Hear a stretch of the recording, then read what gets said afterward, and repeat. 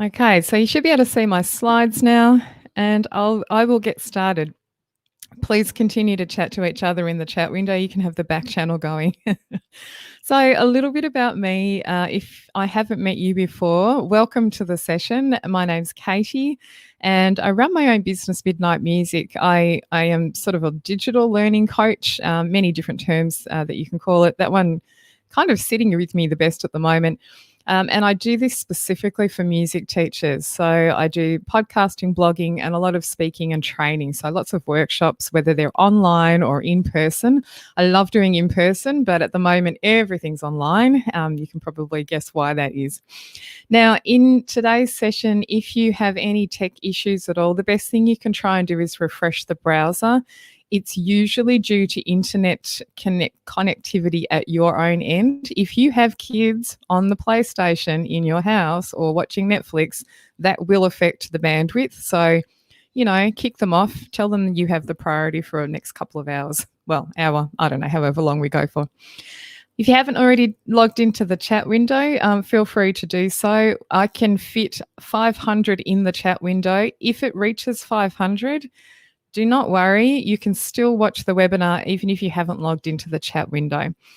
And at some point, people will start dropping off anyway. So if you have a burning question and you cannot log into the chat window and you would really like to ask something or comment on something, just wait a little while and space will free up, I'm sure.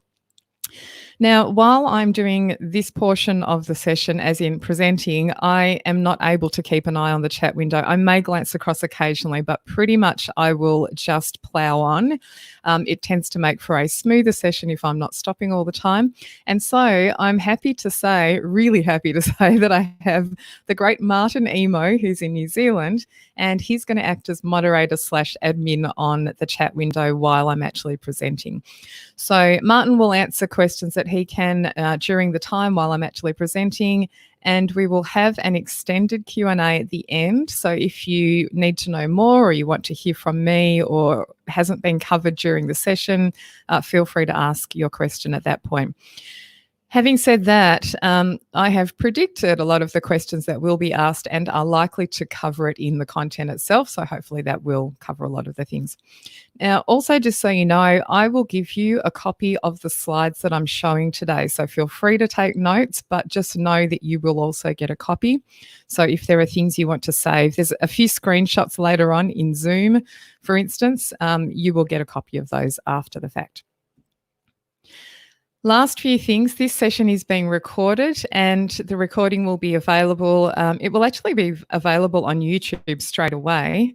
And also I will be setting up a replay page, which is a page on my website, which will show the video, and that's where the copy of the slides will be.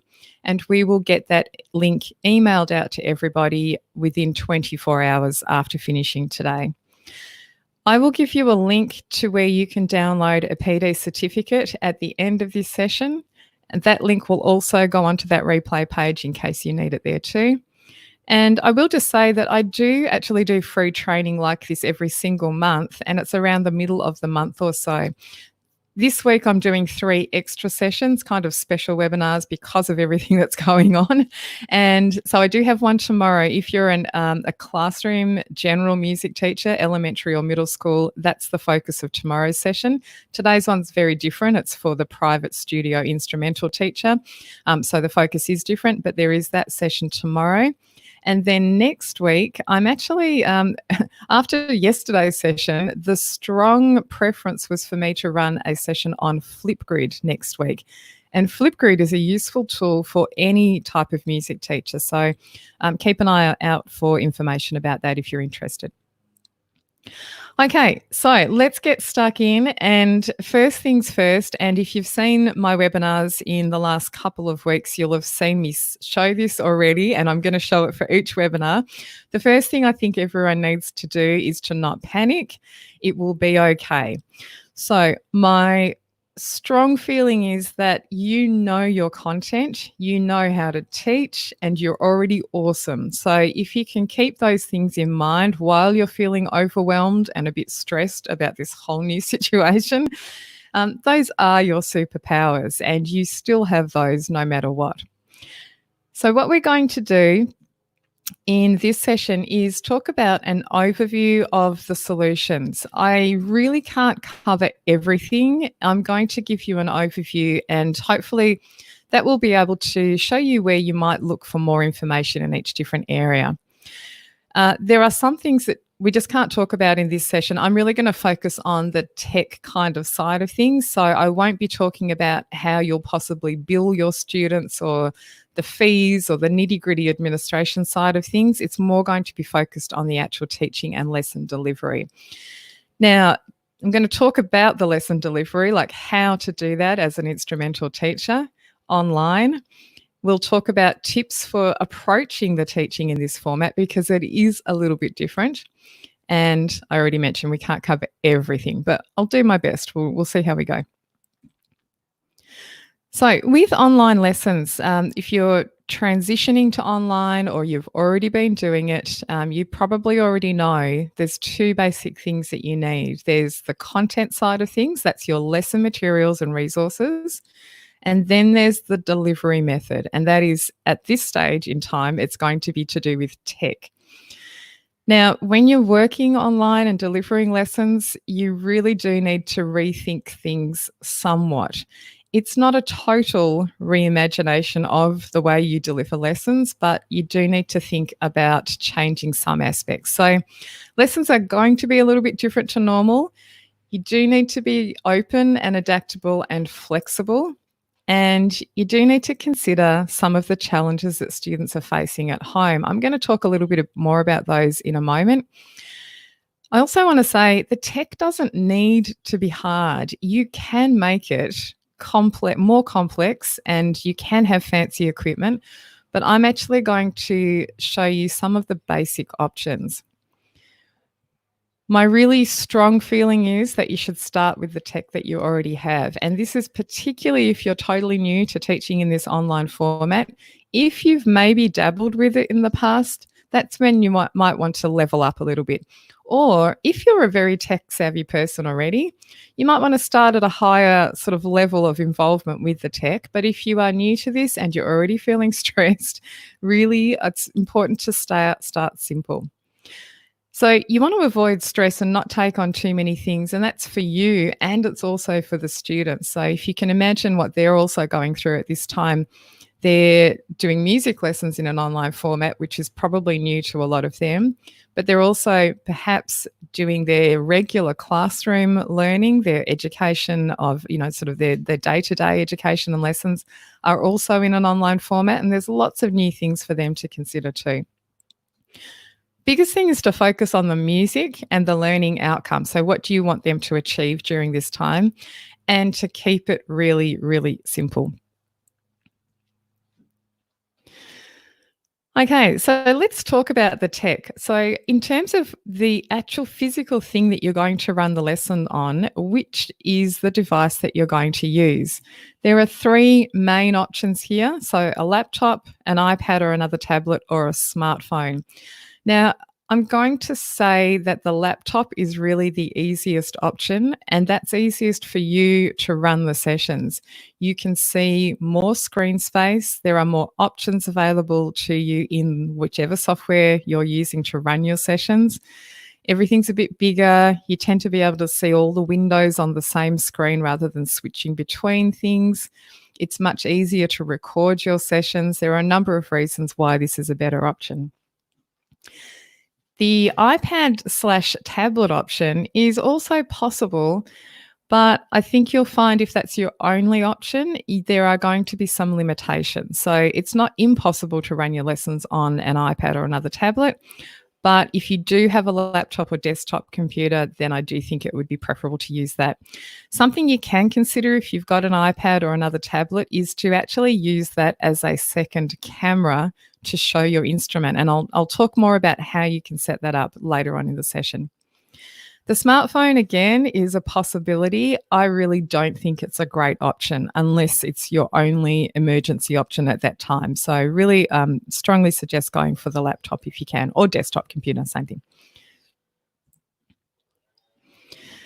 Okay, with the microphone, so there are multiple ways you can level up your gear. And again, I'm going to go a little bit more into this afterwards, but with the microphone aspect, so picking up your audio in order for your students to hear you, I would start with your inbuilt mic. If that's all you've got, just go with that for the moment. Then if you want to level up, this would be the best thing to start with leveling up. So if there was one bit of equipment that you were going to buy for this time, I would go for the microphone. Sound over vision, really. So if you want to level up, and again, I'll talk through specific examples a bit later on, but you can get a microphone which has a USB cable that plugs straight into your laptop, really easy to use. And there are many other options, including a regular XLR cable microphone, like a Shure SM58, lapel mics, and audio interfaces. And again, I'm going to show you pictures a little bit later on and talk through specific examples. The second aspect that I talk about was the visual, so a camera. And again, I would start with the inbuilt camera in your device. So use the webcam on your laptop or desktop computer if it has one built in already. Use the inbuilt camera that's in your iPad if you're using your iPad. Go for those options first. Optional is to get an external webcam, which can either improve the quality of the picture and or it can add, it can be a second device. It can be a second camera for you to use if you want to have a 2-camera setup. But again, start really simple. If you're already worrying about the tech and it's a bit stressful, just use the inbuilt camera.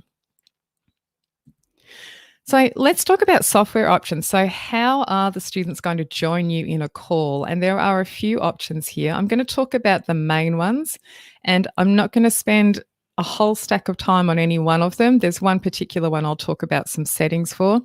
But generally speaking, the software, there's a few things you need to know about how the software works in regard to running a music lesson. Now, every single option for the software that you're going to use, there is going to be latency or lag, as it's called. And this means that you are not able to play with your students. So if your student's at their house and you're at your house and you wanted to play a duet together or you wanted to play something in unison together, it is not going to work, and there is no software, the program that's going to fix this. So I see a lot of questions on Facebook at the moment. Okay, I've tried Zoom, but there's a latency or lag issue. What's the other one that I can use that's going to fix that? There is no option. They all work in this same way. Some are slightly better than others, but they all have this issue. It's a lot to do with internet speed and bandwidth at both ends of the call. And it's just a thing. It's just a thing. So you kind of have to let it go. It's not going to happen that you can actually play together in 2 separate houses. Now, the other things that you need to consider are the audio quality and options with setting up your audio in the software, and then the picture or camera options as well. So I want to talk through some of the main software options. And these are specific to this situation where you are the private instrumental studio teacher, and most of you are going to be working one-on-one. Not all of you. I know some of you would be doing usually group lessons, but we're talking sort of more about the one-on-one situation here. So some of the options include Zoom, Skype, FaceTime, Google Hangouts, Meet, which I'll just call Google Meet from now on, and Microsoft Teams. Now, if you are attached to a school of some sort, you might be told which one you're going to use. You might not get a choice. And often the schools are set up to use Microsoft Teams or Google Hangouts Meet or Zoom. Now, if you are able to make the choice yourself, you could use Zoom or Skype would probably be the ones that I would suggest first. FaceTime is also an option, but it's Apple only. It means that you need to have an Apple device and your student needs to have an Apple device as well. So if you've got a range of students and not all of them have Apple devices, FaceTime perhaps might not be the choice if you as a teacher just want to stick to a single platform for all of your lessons. I would probably go for one of the other ones. So if you get a choice, really, Zoom out of all of them has the best options for music teachers. And I'll talk a little bit about what they are and why it works out to be a little bit better. But if you are being encouraged strongly or forced to use Google Meet or Microsoft Teams, you may just have to stick with those. Now, Zoom has been in the news a lot in the last, particularly 3 or 4 weeks or so, and there have been some issues that have been identified by people. So, issues include privacy and security things, this issue of Zoom raiders or Zoom bombers, where unexpected people pop into the call that you've set up with your student. Now, a lot of these things are now old news. And now, what I mean by old news is even a couple of days ago, a number of these issues were fixed or changed. I don't think that a lot of the issues that are faced by classroom teachers with a big group of students online, or ensemble leaders like band and choir and orchestra leaders where they've got a lot of students online, there are going to be less issues if you're working one-on-one with students. So, what I want to say is that Zoom themselves have fixed up a lot of the issues. Also, you need to make sure you have the latest version if you are using Zoom. So, download the latest version, check for updates. Even if you downloaded it just a few days ago, check for updates and make sure you've got the updated version. And the biggest thing is, and this is what a lot of these articles, they're a little bit like clickbait articles, which are trying to get you to get all riled up about this sort of issue. You, as the meeting host, actually control the meeting settings. There are many things you can do to lock down your Zoom calls and avoid all of these issues in the first place. And I think that's the thing that's missed by a lot of people. They read the headline, they get scared off, and they don't realize that they actually have the control. Part of the control is to do with how you invite students to your Zoom call. So I'm going to talk a little bit about Zoom because I do think it is the best option in some ways as a music teacher because of the flexibility it offers. So I'll just focus a little bit on that, and then we'll talk about some of the other aspects of running the lessons too. So in terms of inviting students to your Zoom call, there are a couple of ways you can do this. And these options I am just stating specifically for this one-on-one situation.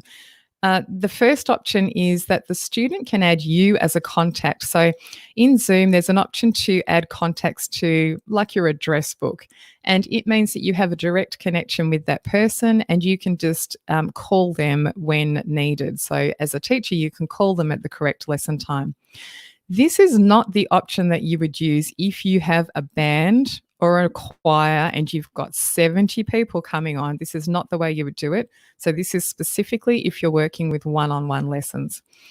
So my son Josh, he has just started guitar lessons last week and he had his first one with his teacher Reese, and this is what they did. Reese got Josh to add him as a contact in Zoom, and Reese just called Josh at the correct time. Now, when this happens, it means that Reese makes the call. Josh doesn't need even to see a meeting link or click on anything. There's no chance for anyone else to join the call at this point. Reese has all the control as the teacher. So it's quite a good way if you wanted to do this option. Second option is that you schedule ahead of time. You schedule a Zoom meeting for each of your lessons. And in Zoom, that uses a unique meeting ID, which will change each lesson. And this is another safeguarding thing. It means that it's not the same meeting ID each time. So a student can use this meeting ID for their lesson one week, and then the next week they're going to need the next unique meeting ID from you. So it means that there's not like an open link to your Zoom account at all times. In Zoom, there's actually a personal meeting ID, which is an ongoing link that you can use as like an anytime meeting link. That is not the one you want to use when you're scheduling calls with your students, because that's kind of like having a meeting room that's always open and students would be able to click on that at any time. So that's not what you want to use. You want to use a unique meeting ID for each lesson. Then you would send the student that link, and there's an option to also add a password on it. Again, that's a safeguarding thing that you can use if you want to. Okay, let's just briefly talk about Skype. So inviting students to a Skype call, really, it's the same as that first Zoom option. And I'm going to talk about Skype because I do think if you have the choice, Zoom would be the first thing that I would choose to use. And Skype would probably be the second thing. And again, like I mentioned before, this is for one-on-one lessons that you're teaching with students. So Skype is a great option. And again, the student would add you as a contact in their Skype account so that you end up connected. And again, you call them at the lesson time. There's not a lot of other options in Skype. So if you do want more flexibility and options, Zoom would be the one to choose. Now, teaching online, I just want to talk about some general things with teaching online. And this is sort of the approach to actually running the lesson itself. The thing that you need to know, and this is probably the biggest switch that I've found anyway, is that you really need to have in your head that it's a my turn, your turn type workflow. So you will do something, and then the student will do something, and then you will do something, and then the student will do something. Josh's teacher, Reese, referred to it as follow the leader, which I quite liked. And this means that unlike your lessons where you're in the same room together, you can't count along with the student while they're playing. You can't play the second part. You can't play the accompaniment for them on the piano while they're playing the upper part in the top register of the piano. You can't do those things, and it's even not a great idea to speak over the top of their playing, which a lot of us do naturally. And it's okay when you're in the same room together. You might just say, okay, let's slow that bit down, or we need to just fix that rhythm. You really do need to pause and wait for the student to stop playing. It's very difficult for them to hear if they're playing and you're speaking over the top. And with the aspect of counting along or playing along, you just really can't do that because of that latency or lag issue. So if you do want students to have some kind of timekeeping thing while they're playing, of course, they're going to have a metronome at their end. So encourage them to get a metronome, whether it's a more old school one or whether it's an app on the iPhone or iPad or other smartphone that they've got. The Tonal Energy metronome app is a great one. It has tuning and metronome options in there. There are lots and lots of metronome apps out there. Everybody is very vehement about their favorite one. I have a few that I use. Use whatever works. Whatever works for the student is great. The second thing is this issue of you can't play along with your student. There are a couple of things you can do to get around that. And using play along tracks can be a great option. You can either send the play along track, the backing track, to the student before the lesson, and then during the lesson, they play it at their end and play along with it. So that's one option.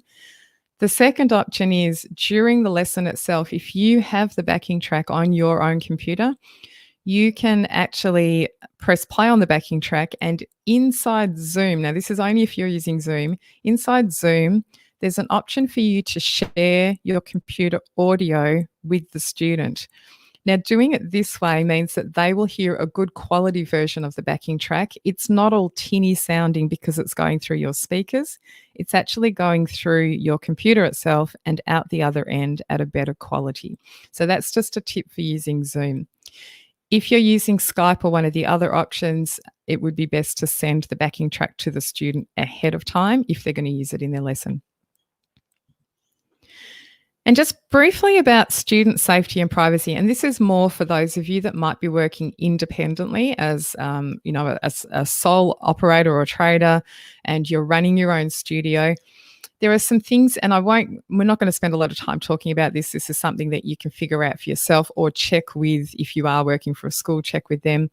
There may be some permissions that you need to set in place with running the lessons in an online format. Things like you might need to consider a permission in writing from the parents.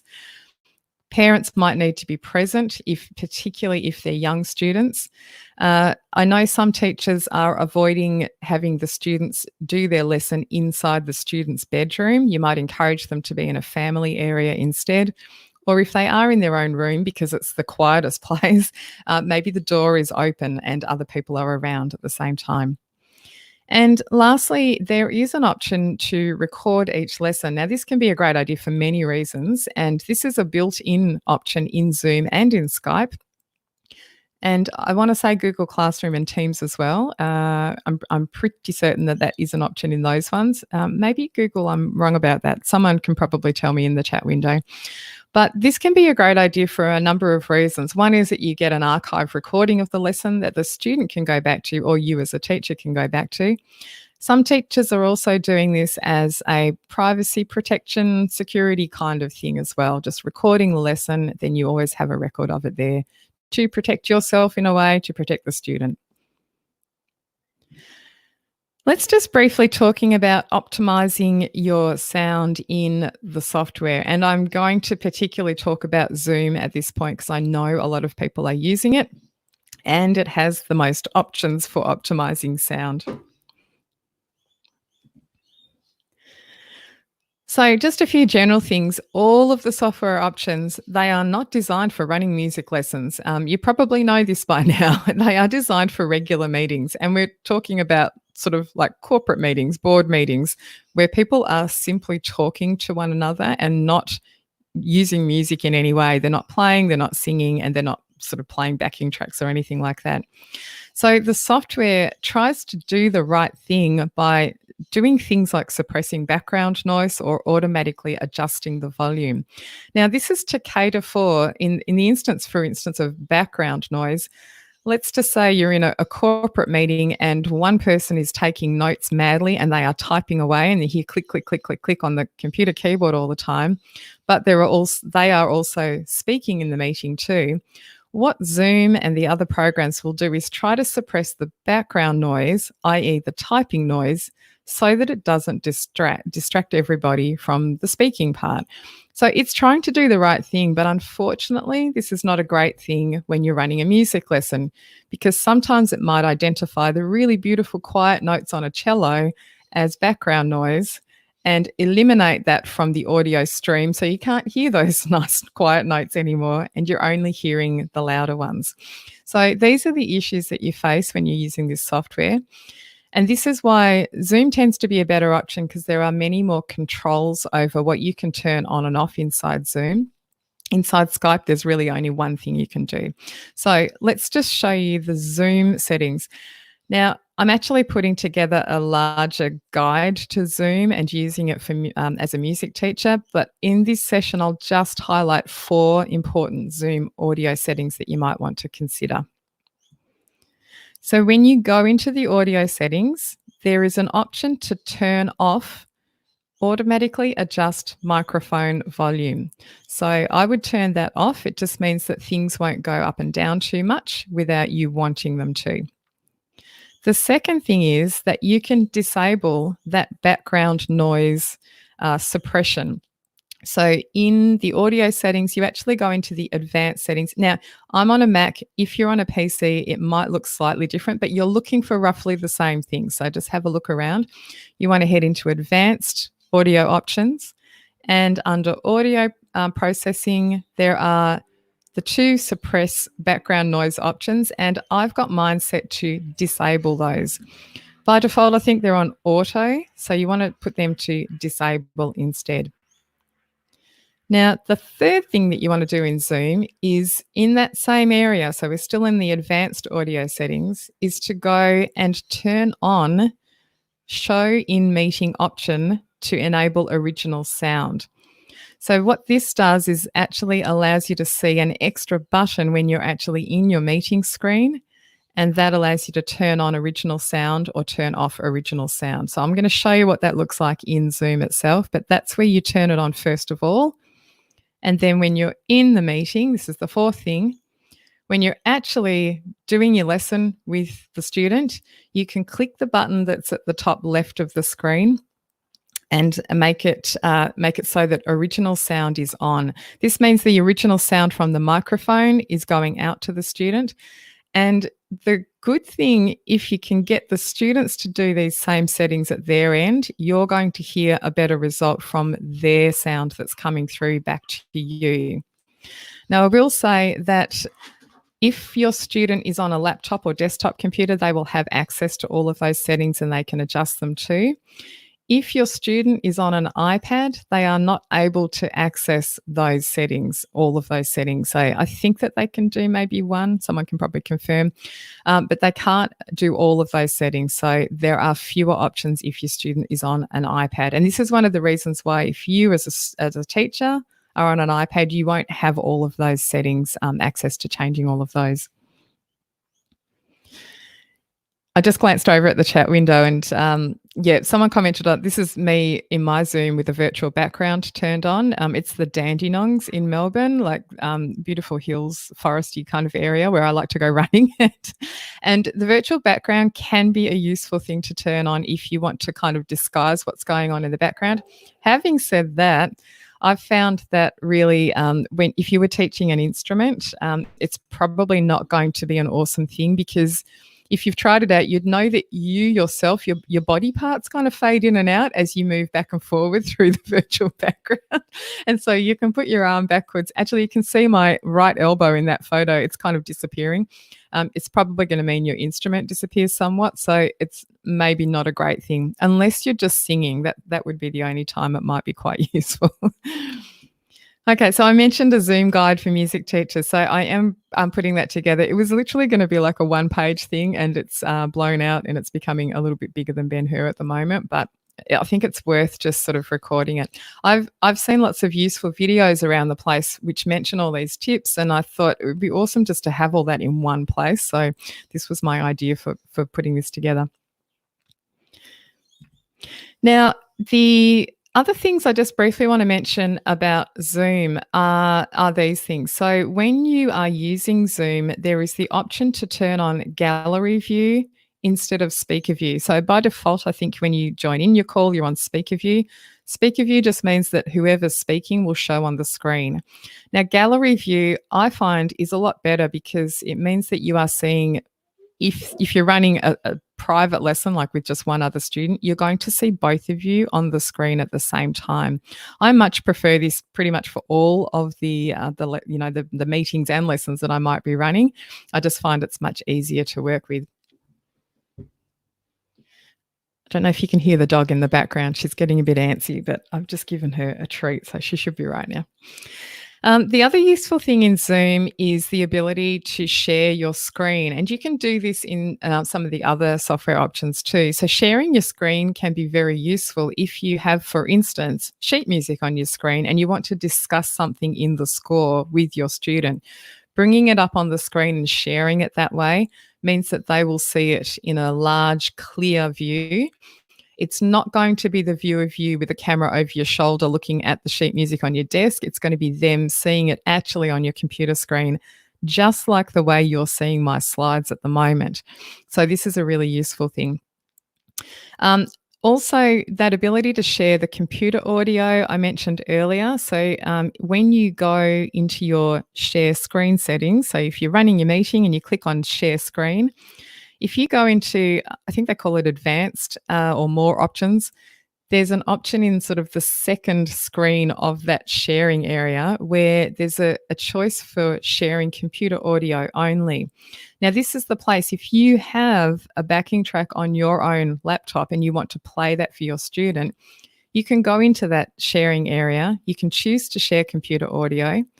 You can press play on that backing track and the student will hear it at a nice, good quality. You can also talk over the top of it, which is really useful. So if you want to point out something while that backing track's playing, it's a really good thing. I will say, though, you still can't count over the top of it. You still can't sing over the top of it or play over the top of it. Well, you can, but the student will hear a cacophony of sound, which is all out of time, and it won't be nice for them. So don't do that. But you can play them the audio. Now, Zoom also has this option to switch cameras, and Skype has this too from memory. Yes, it does. Skype has this as well, where when you're in your Zoom meeting or call or lesson, there's an option to select which video camera you want to use. Now, if you are using a laptop and you have nothing else plugged into it, it will automatically use the camera that's built into your laptop. It just does that. If you happen to have a second camera plugged in, like a webcam, an external webcam, when you go to that video menu, you'll be able to see two things in there. Zoom will automatically know that you have two cameras available to use in your meeting, and you can actually switch between one and the other and one and the other.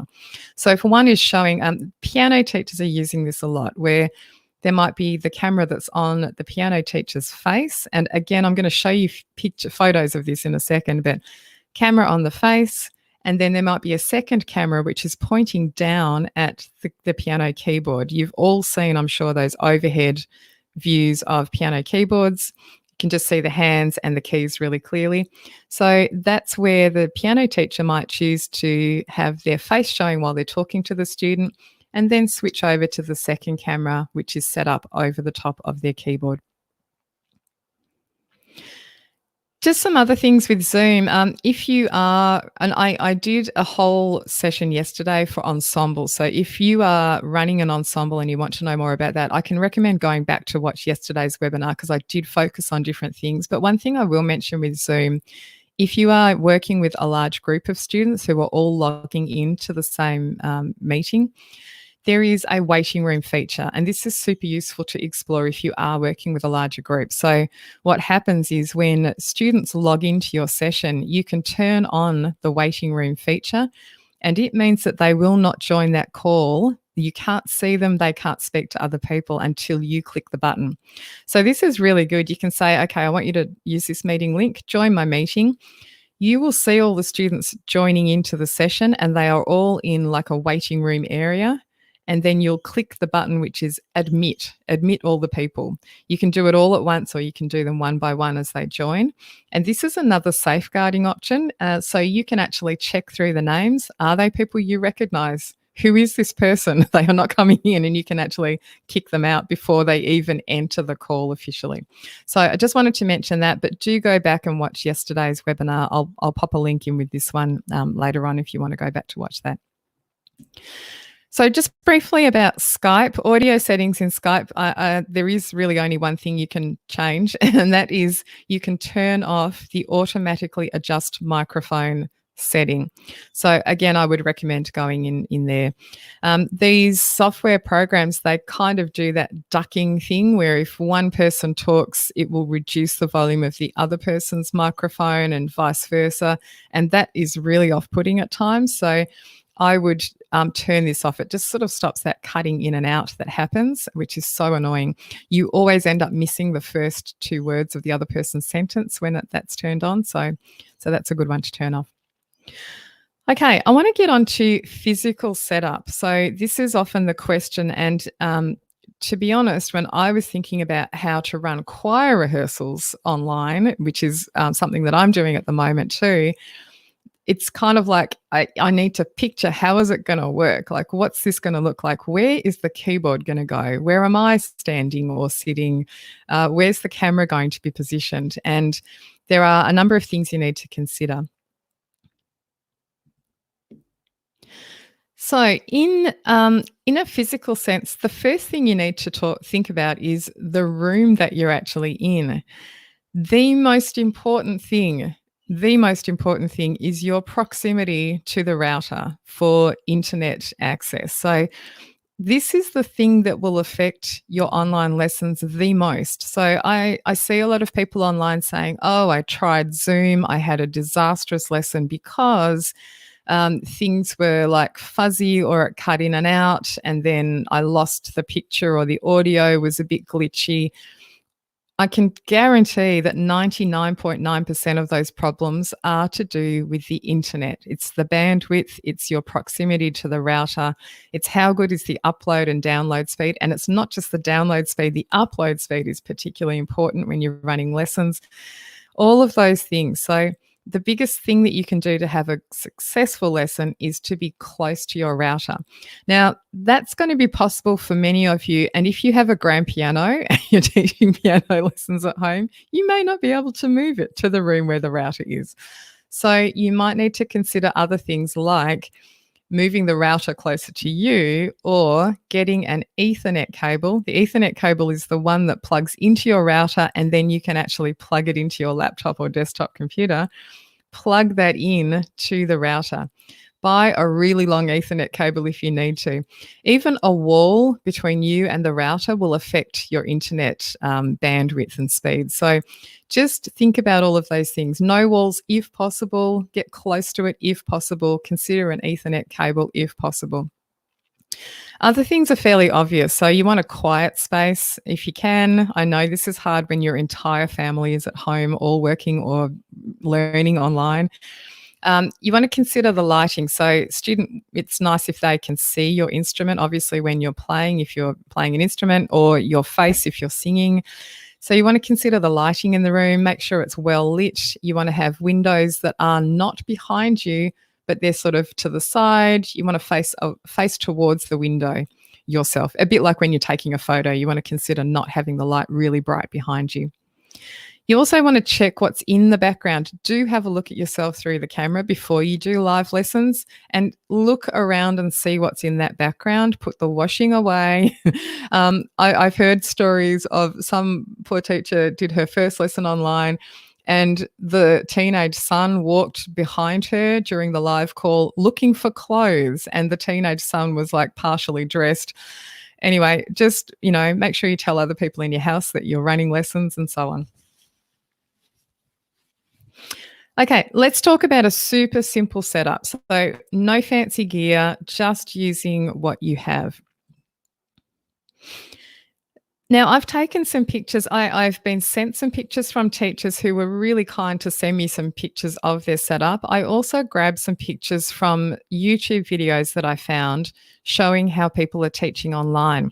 Now, what I've done is when I took the screenshot of the video, I made sure that the title of the YouTube video was included so that you knew where this came from. And if you want to go and look at the YouTube video, you'll know what to search for in YouTube. So this guy is teaching a guitar lesson, and he is just in front of his iMac. The only thing that he has extra is a webcam on the top. That's all he has. He has no fancy microphone setup, no audio interface, no mixer, no nothing else. It's just him in front of his computer. This second setup is pretty similar. The piano teachers out there, you have the most option or maybe need for having extra cameras and fancy setups and so on, but you don't have to. So you can start with just a laptop on a stand, on a table next to you. The important thing is the angle of the camera, and you'll need to fiddle around and check this, but you want to make sure that the camera is looking from above the keyboard. So you want to be able to see the keys. You want to be a little bit high, and you can see that the laptop is tilted upwards and it's higher up on the table so that it's got that angle working. This next one, as an example, saxophone teacher, there is just an iPad on the stand next to the sax teacher who's working there. This YouTube video is a really useful one to watch, actually, as an introduction to using Zoom for music lessons. Really great video. But you can see he's used one of those flimsy music stands, and the camera is actually against the back of the music stand there, but you can see it because the stand is not solid, if you know what I mean. So the camera is facing towards him, and he can actually see what's on the screen of the iPad if needed. Use what you have to get. Someone just commented, books are great for propping up stuff. Yeah, absolutely. Use whatever you have around you. I actually find existing furniture is really useful. So if you have a bookcase nearby, use the bookcase, prop things up at your eye height. If you're standing up to play, make sure things are at eye height. The worst thing is when the camera's kind of pointing upwards towards your chin.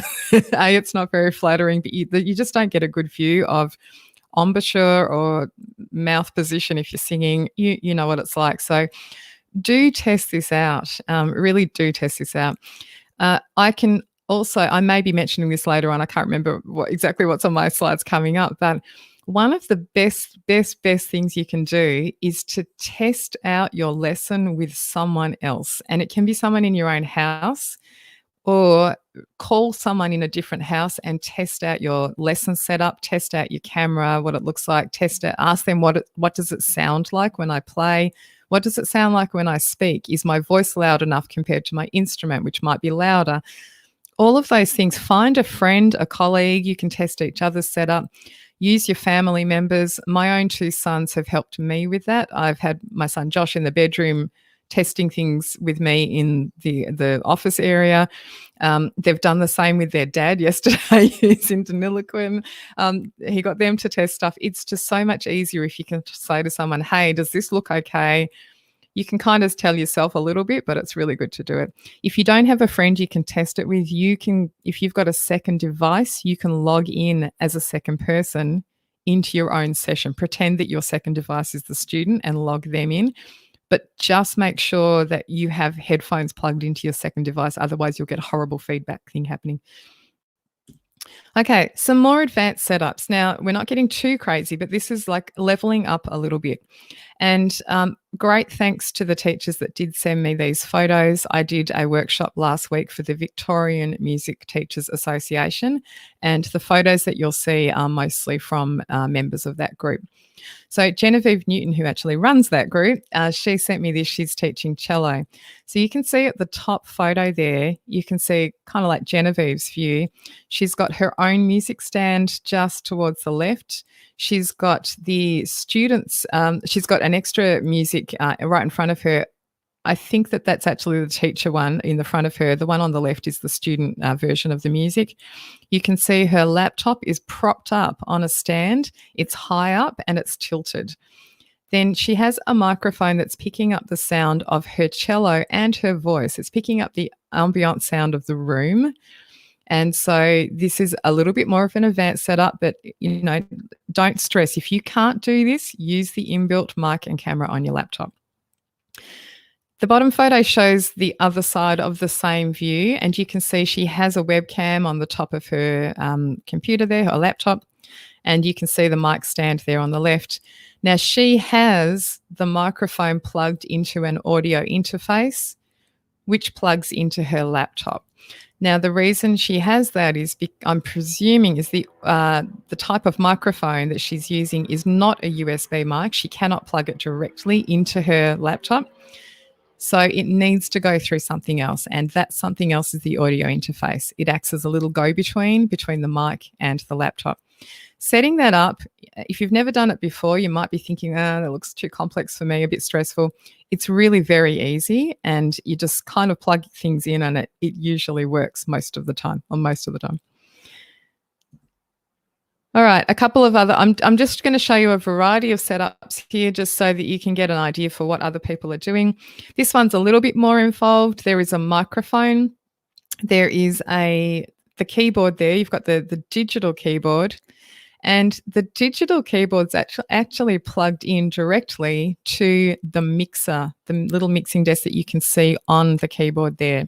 The microphone is also plugged into that.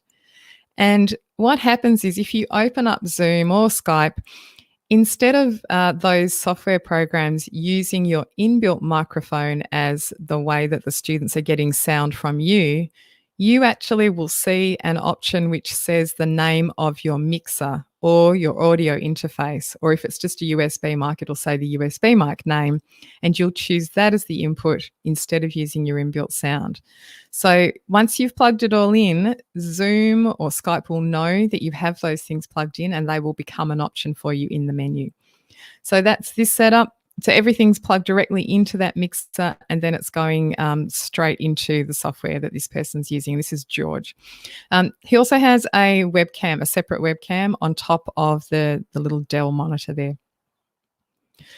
This option is for the piano teachers who want to do this slightly more complex setup. And again, don't go there if you're stressing out about this stuff. But if you want to explore these options, and maybe you have some things lying around your house already, like a tripod, this might be something that you consider. So a lot of the time, the people you see on YouTube who are doing this more advanced piano setup, they often have a laptop at one end of the keyboard, and you can see that on the right-hand side of the photo there. That is looking down the keys and also will pick up the vision of the teacher's face. And this is Yanni Lamb who's provided this photo. I'm going to show you two more photos on the next couple of slides of the student view. So the laptop is picking up the length of the keys and her face, and then she has a tripod over the top of the keyboard to pick up that overhead view.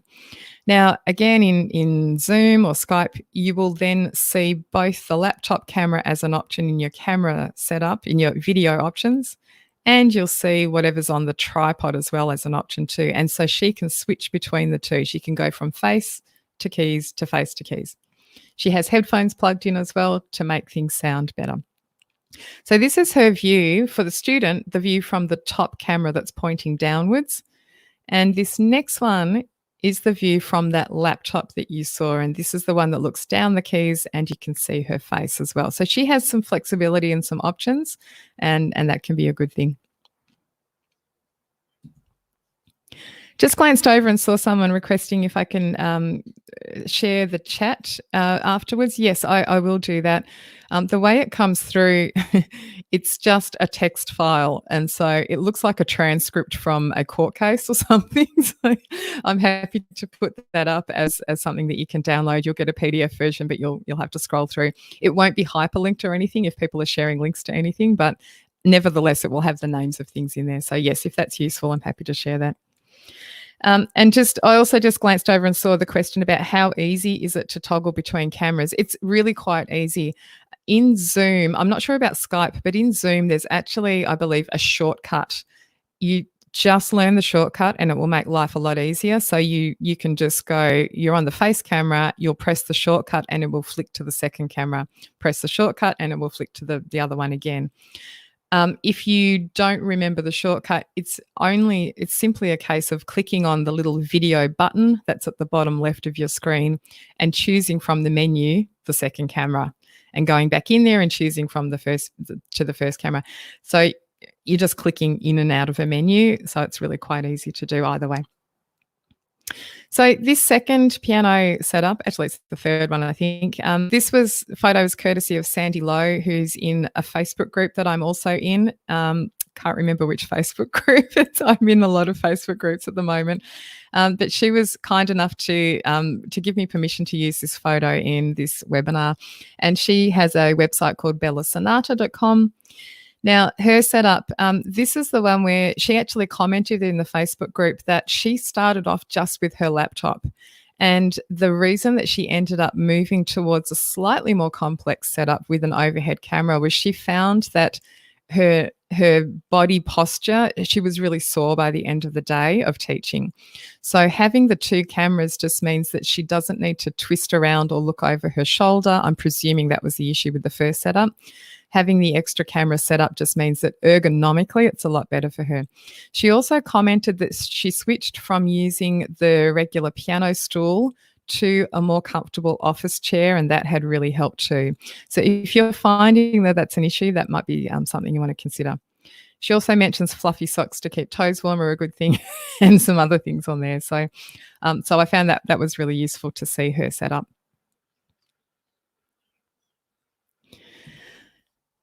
All right. If you are not an electric guitar or bass guitar player, feel free to switch off. I don't want to overwhelm you with too much information, but I do just want to run through this setup if you are playing an electric instrument of that kind. This is one way that you can set things up. It's not the only way, but I did see this YouTube video. And again, switch off if you need to, if you're getting like overwhelmed with too much information. But I took some still shots from this YouTube video. And again, you can see the name of it there on the screen. You can go and watch the whole video if you would like to see a little bit more. So the way that this guy has set up his lessons is that he sets up like as if you're going to play on stage in a gig. You've got your guitar amp, you plug it in, and you basically put a microphone in front of that guitar amp. Separately, you'll set up your vocal mic. So far, it's like setting up for a gig on stage. Nothing much different there. Now, instead of you plugging those things into the house PA system, you're actually going to plug them in to an audio interface. So audio interface is a little box. I have the same one that he's actually got in this video. That's a Focusrite Scarlett 2i2. Doesn't have to be that one. There are many other options. But you plug both of those things into the audio interface. Out the back is a USB cable, and that is the one single thing that plugs into your laptop. So the setup is not very complex. You just need to plug all the things into that audio interface. He also has his headphones plugged into there. Now, this means that when you're in Zoom or Skype, When you go into the microphone input option, so what is it? How is the student going to hear you? You'll actually choose the Focusrite audio interface as the microphone option because the mic's plugged in and the guitar's plugged in. That's where the sound is going in. Now, because he's also plugged his headphones in, when you're choosing how are you going to hear the sound coming out of your own session, you're going to choose the headphones as the you're going to choose the audio interface as the option because that's where the headphones are plugged in. I hope that makes sense. I'm sure if you are an electric guitar player, you're going to know what I'm talking about with all of this. So just to recap with that, he has the vocal mic, the amp, and the headphones plugged into the audio interface. You select the audio interface as the input, and you select the audio interface as the output. And that's what your student and you will actually hear. Setting up in this way as an electric guitar player or a bass guitar player means that your voice and your instrument are both coming through the same channel and they're not going to compete with each other so much. The student's going to hear them equally as clearly as each other. Did that make sense? You know what I mean? They're going to hear them both. Drummers, you have a little bit of a tough time like piano teachers do. There's just much more that you need to see. So a lot of drummers that I've seen online have a laptop / camera over to one side. Often it's over the left shoulder. Some I have seen with it over the right shoulder. Do what works for you. And again, it needs to be propped up quite high in order for the students to see the top of the drum kit and also your face. I just want to show you this second drum teacher setup. I was watching something on YouTube, and I looked for something. This guy published a video like 3 minutes before, and it popped up into my feed, and I just saw it like 3 minutes after he had published it. It kind of blew my mind, and this is why. This is one of those things where I'm like, how have I never thought of this before? So he's using Zoom. This is particularly for a Zoom setup. He actually has 2 cameras set up. So one is the laptop over his shoulder. The other one is an overhead camera, so you can see the top-down view of the kit. And he actually has the camera for the top-down view, I believe is his iPad. Now, what he does is he actually logs himself into his own lesson as 2 separate teachers, even though it's one and the same teacher, it's him. He logs in on the laptop as one person, and using a separate login, he logs in on the iPad. And this means he, in theory or in effect, has 3 people in his virtual lesson. So on Zoom, he has himself on the laptop, himself on the iPad, and the student. So there's 3 people in the session.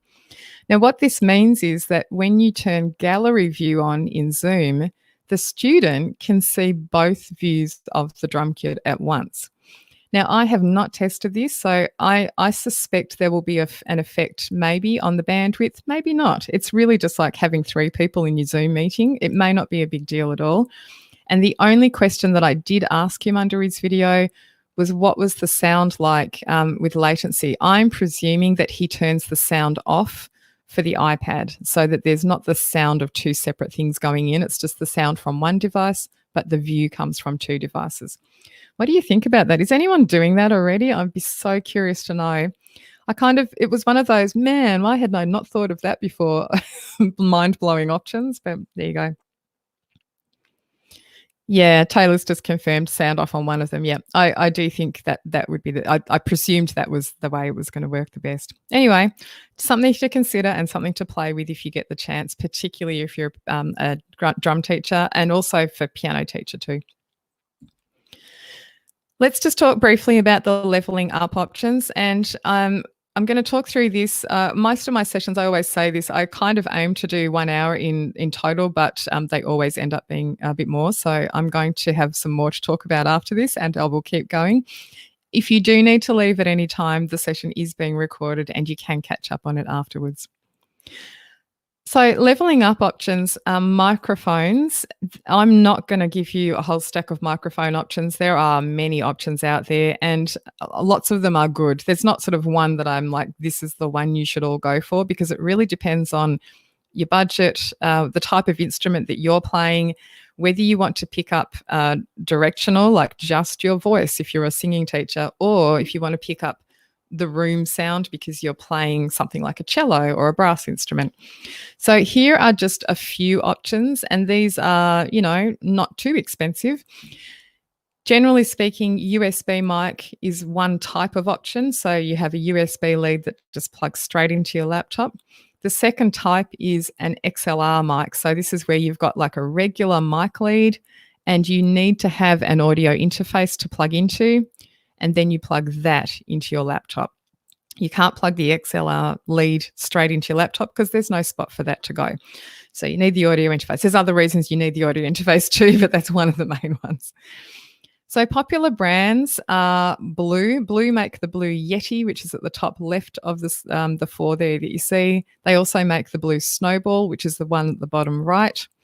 Audio Technica has some popular brands. I'm speaking into an Audio Technica mic right now, but it's a directional mic, so it's not going to be useful if you want to pick up an instrument and your voice. But the one on the top right there, I can't even remember what model number that is. Someone will find it. Martin will probably know. Other brands include Shaw and Rode. They're probably the most popular brands, but they are not the only ones.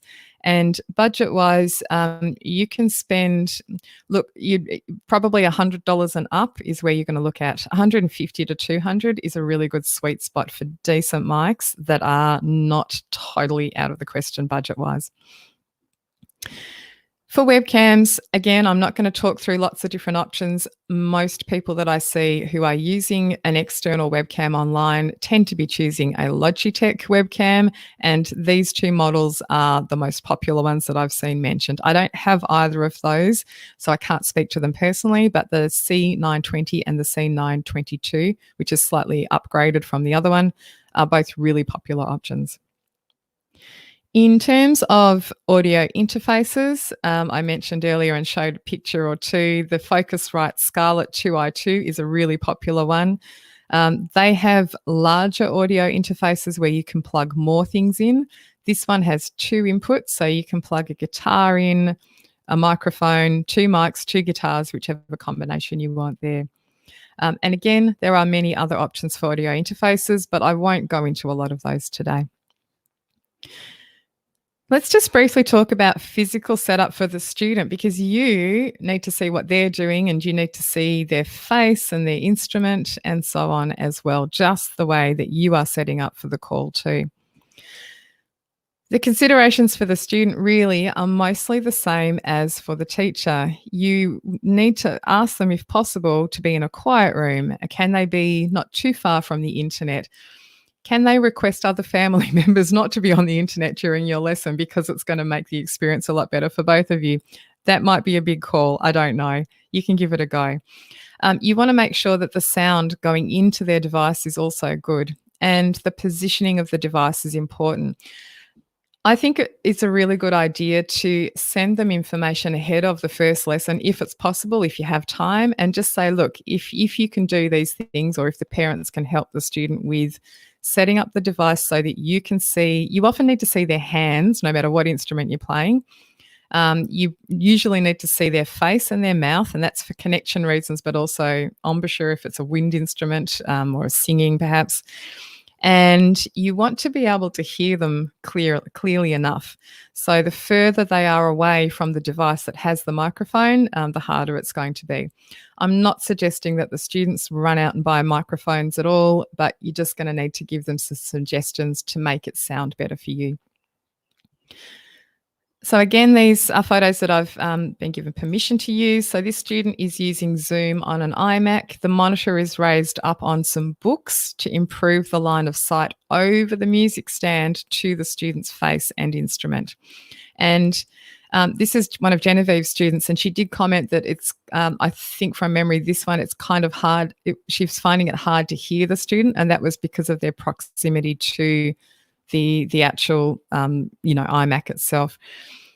Students may also find that it's hard to hear the teacher if they're far away from the device. So that's an easy fix for many students, because there might be the option of using some kind of speaker that they have at home. They can use that as boosting the sound of the device. So they could use a Bluetooth speaker or a speaker that they plug in directly to the device. Student 2 here has a trombone, and you can see that they're positioned well so they can see the music stand. The laptop's off to one side, pointing up towards the student, so you can see their face and what they're doing with their hands. They actually have a USB microphone. That's the blue snowball that you can see in the bottom left of the screen. It's silver, the little round ball shape. And that microphone has an option to pick up the room sound. So that would be picking up the students playing and their speaking voice when they speak too.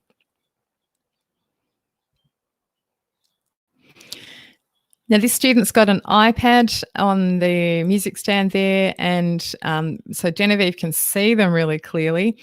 Unfortunately, on the iPad, Genevieve was finding that the audio was not great. She said that when this student was playing fast, quiet notes, because she was on an iPad and was not able to go into the advanced settings in Zoom, the iPad was cutting out some of her soft notes. So not the best setup. Maybe positioning a little bit closer to the iPad might fix that. But again, you need some bowing room, so it can be quite difficult. So just need to fiddle around with the setup there. This student is just simply has a smartphone pointing at them, and it's set up on a little tripod stand there. So that's a good solution. If that's all you have, that's a great thing to use.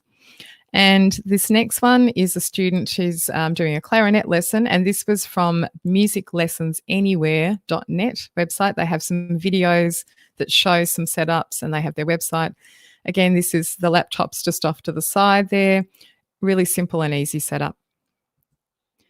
And this last one is actually my son Josh, and he's set up for playing guitar. So he did his guitar lesson last week, as I mentioned, and he has a window in his bedroom, but we found that when we tested his setup, when he had his back to the window, it's just too glary and too bright. So I encouraged him to move around to the other side and face towards the window with the laptop in front of him on the bed there. So that worked a lot better. Okay, let's just talk about a few tips for success. The thing that is the best thing is to have a go, just to have a go. And you just can't think or picture or feel how it's going to work until you've done that. Like I mentioned earlier, practice with a friend, a colleague, your children, someone else's children, a friend in another house. Whatever you can do to have a little test run is a really good idea. If you're able to leave things set up, it's a really good thing to do. That may not be an option for everybody, but it just means that everything's in place. I try to do that where possible, and it just makes things quicker and easier the next time I want to run a live session. Now, when I say test and check set up each day, that for me is literally a 1 minute process. So once you've done this a few times, you want to just turn on everything. You want to just make sure that the microphone is the correct one selected, that the speakers are the correct thing selected, or your headphones. You want to just do a quick test, see if you can see the microphone sound registering on the software. There's usually a way that you can test it and see visually that it's working okay. And the last tip, I'll just say, this may not be an option for all of you, but if you have a different type of device that you can log into your session with as a student, it's super useful to see what they see. And this will help you with tech troubleshooting. Like when your student logs in and they're like, I don't know where the button is to choose set my video or turn my video on. If you've used Zoom, for instance, on an iPad, and that's what your student's using, you'll know where to tell them to go to do that. For instance, Zoom on the iPad, the buttons are largely at the top of the screen and not at the bottom, the way they are on the laptop.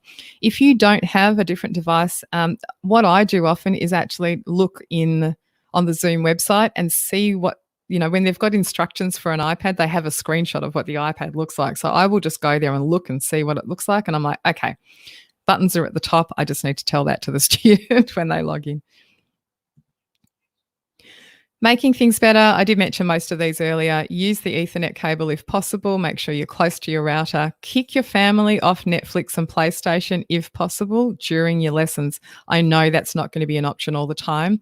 I'm already thinking to next week when my own kids are going to be back at school learning online remotely. All three of us are going to need the bandwidth. And I'm going to be the one plugging with an Ethernet cable into the router and hoping that they'll be okay. I'll let them fend for themselves, but that's something, just to consider. One thing that I've discovered over the years is it's really useful if you can remember to turn off automatic updates on your laptop and syncing of files. So if you use Dropbox, for instance, Dropbox sort of syncs files randomly in the background while you're working. That can really reduce your bandwidth. That can really suck up your internet. So turn that off if you can. You can pause that in Dropbox and just try and remember to turn it back on again when you're done. I forget, and then I'm wondering why things are not appearing in Dropbox, but there you go. Turn notifications off on all devices. That probably goes without saying, but still maybe needs saying. And definitely plug your laptop or whatever device you're using to run your lessons into a charger. Even if you're at 100%, it will run down really quickly, your battery. And by lesson number 3 or 4 of the day, you may be running out. And nothing worse halfway through a lesson than, hang on, I need to find my charger because everything's about to die on you. A few things to tell your students. Download Zoom and Skype ahead of time is a really good thing if they haven't already got those things or whatever system you're using. Get them to just do a little practice setup ahead of the lesson. I did this with Josh. I said, right, you've got your lesson in 2 days' time. Let's just test things out. Let's do a practice setup and just see what it looks like. You can just get them to open up the software and pretend to start a meeting, and it will show them the camera and all that sort of thing. And they need to really remember to have on hand things like paper and a pencil. You as a teacher are not there with the pencil to mark over their shoulder onto their music. They are actually going to need to have that at their end. Okay, a little bit of troubleshooting, and you really don't know until things go wrong how to troubleshoot or how to fix things. I forgot to mention Max the monkey, who's appearing in many slides today. I found him in Canva, which I used to find pictures and stuff, and I kind of liked his facial expressions. So troubleshooting, when your student says, hey, I can't hear you or I can't see you, just do suggest that they turn video and audio on. It just may not be turned on. They may not have noticed that it's not turned on. They need to make sure the correct camera and or mic are selected in the software that they're using, and make sure another app is maybe not already using the mic or camera. So when Josh went on to his first lesson with Reese, Reese couldn't see him. It was a black screen and we could not work out. We had the camera selected in Zoom that we were using. Why was there a black screen? I eventually worked out there was another app running that was already using the camera. And once we shut that off, it was all fine. So that's just a hint that I added in.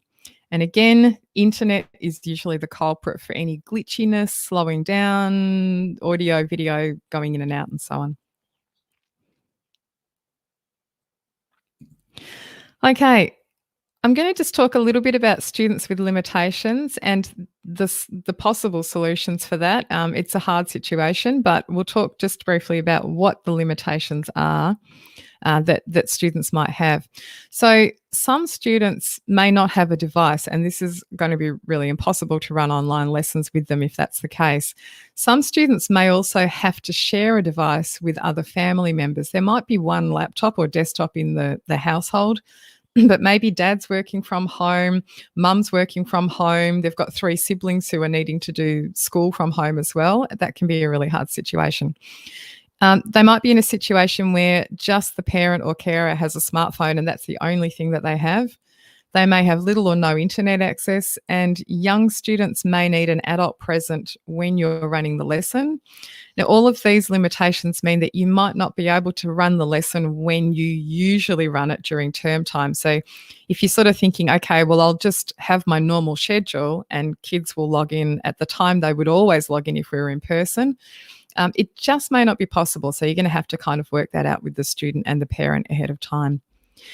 If you are in that situation where you've got students that have no device, no internet, or shared devices, and they don't get access when you need them to, It may be really useful to consider some asynchronous teaching options, teaching and learning options. So, this is where maybe you're doing things not at the same time together. So, this might mean that you set them some kind of task. You might be providing them with a video. It could be you playing drills or warm ups or rhythms or some of their pieces, and they can watch the video and play along with you at their own time, at the time that they can actually make it work. If you then want to hear them and what they're doing, you might be able to get them to send you a video of their playing or an audio file of their playing even. And there might be a time where you can actually get online together and discuss that in person, or you might provide some feedback at a separate time, which they again listen to or read in their own time. So it's a bit of back and forth. It's not ideal, but it might be the way to get them through this period of time and still maintain their music lessons in some way. The other thing is, wouldn't it be awesome if they all came out of this period with excellent oral skills and theory skills and note reading skills because they had all this extra time to do that? I know I might be dreaming there, but that is also something that you can set your students. So if you can't do live lessons every single week, maybe it's every other week, and in between times they might be doing some extra things like, or additional things like theory and ear training and note reading and rhythm and improvisation and so on. I just want to finish off briefly with just talking a little bit about making your own videos for students. So there are different types of videos that you might make. Face to camera is an example. So you in front of the camera, playing, singing, talking, teaching.